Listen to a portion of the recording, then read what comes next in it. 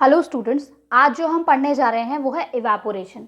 Evaporation उस process को बोलते हैं जिसमें कोई भी लिक्विड सब्सटेंस गैसेस स्टेट में चेंज हो जाता है। उस प्रोसेस को हम बोलते हैं कि वो प्रोसेस इवेपोरेशन है। अब इसमें मेन है कि ऐसे कौन कौन से फैक्टर्स हैं जो इवेपोरेशन को अफेक्ट करते हैं। इवेपोरेशन के इस फैक्टर्स को समझने के लिए हम एक एग्जांपल लेते हैं कपड़े सुखाने का। जब हम कपड़ों को धोते हैं और उसको सुखाते हैं तो उस प्रोसेस में इवेपोरेशन होता है, क्योंकि कपड़ों का जो पानी होता है वो क्या होता है, गैसेस स्टेट में चेंज हो जाता है, जिससे हमारे कपड़े सूख जाते हैं। तो इसी एग्जाम्पल के थ्रू हम इसके फैक्टर्स को समझेंगे। तो पहला है टेम्परेचर।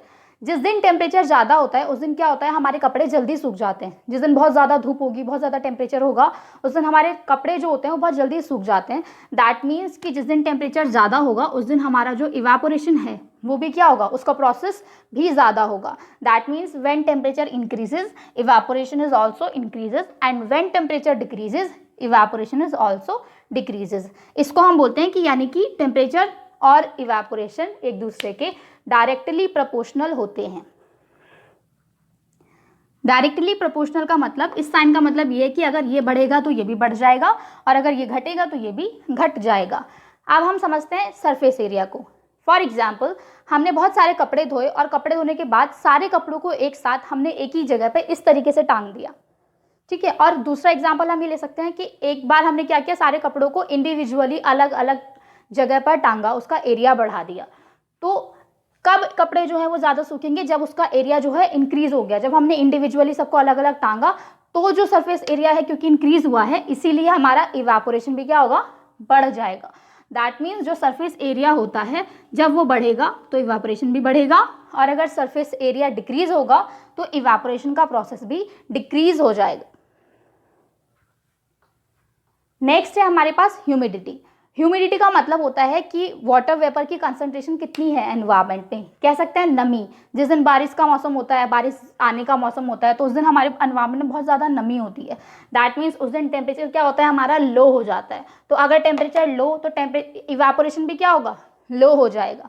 दैट मीन्स ह्यूमिडिटी जिस दिन ज़्यादा होगी, उस दिन जो इवेपोरेशन है वो कम हो जाएगा। जिस दिन बारिश वाला मौसम होता है हमारे कपड़े बहुत लेट सूखते हैं। क्यों? क्योंकि उस दिन इवेपोरेशन का जो प्रोसेस है वो कम हो जाता है। इसका मतलब है ह्यूमिडिटी इवेपोरेशन इनवर्सली प्रोपोर्शनल होती है। इसका मतलब कि अगर ह्यूमिडिटी बढ़ेगी तो इवेपोरेशन भी घट जाएगा, और अगर ह्यूमिडिटी घटेगी तो इवेपोरेशन बढ़ जाएगा। एक दूसरे के उल्टे होंगे दोनों। ह्यूमिडिटी बढ़ी, इवेपोरेशन घटा, इवेपोरेशन बढ़ा तो ह्यूमिडिटी घट गई। अब हम समझते हैं विंड स्पीड को। विंड स्पीड मतलब कितनी स्पीड है, विंड की कितनी स्पीड है। तो जिस दिन विंड स्पीड ज़्यादा होगी उस दिन हमारे कपड़े क्या होंगे, जल्दी सूख जाएंगे। तो इसका मतलब जो विंड स्पीड होती है वो भी क्या करती है, इवेपोरेशन के रेट को सपोर्ट करती है।